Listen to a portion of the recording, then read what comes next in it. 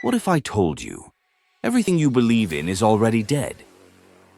Imagine waking up one morning and realizing that your morals, your values, your very sense of purpose were nothing more than illusions, that the world you thought was filled with meaning is actually a cold, indifferent abyss.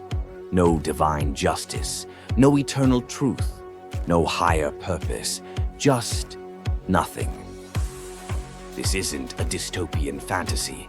It's the chilling warning Friedrich Nietzsche gave us in 1882. A statement so bold, so disturbing, that over a century later, its echoes still haunt us. When Nietzsche declared that God is dead, he wasn't celebrating. He wasn't attacking religion. He was diagnosing a crisis. The death of God wasn't just the end of religion. It was the collapse of meaning itself. For thousands of years, humanity built its sense of right and wrong, its purpose and direction, on the foundation of divine belief. But Nietzsche saw that foundation crumbling, not because science disproved God, but because we no longer needed him. We killed him with our rationalism, with our modernity, with our skepticism. He saw what others refused to see, a world drifting into chaos, unanchored from morality, unprepared for the freedom that comes with the absence of God. Now imagine that abyss isn't beneath your feet, it's inside your mind.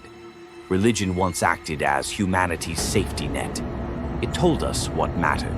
It gave us hope in the face of death. It gave us rules, meaning, certainty. And then, the net was gone. Psychologists call this an existential crisis. Nietzsche called it the death of truth. Without a higher power, who defines right and wrong? Without eternal justice, what makes suffering meaningful? Without heaven or hell, why be good at all? Most people aren't ready for that kind of freedom, because freedom without direction is terror. Nietzsche predicted what would follow, not liberation, but nihilism.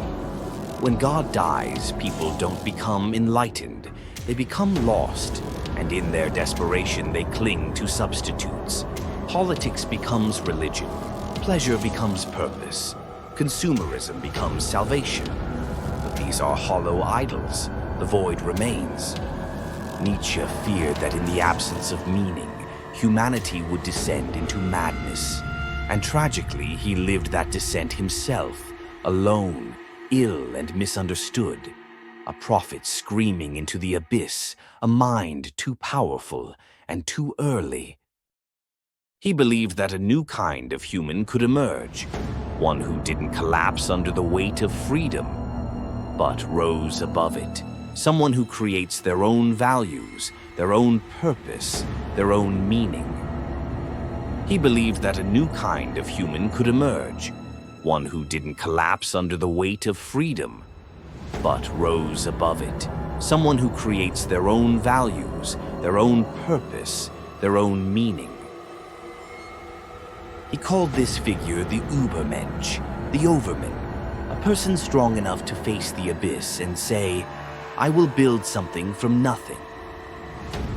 We are living in Nietzsche's future. The gods have fallen.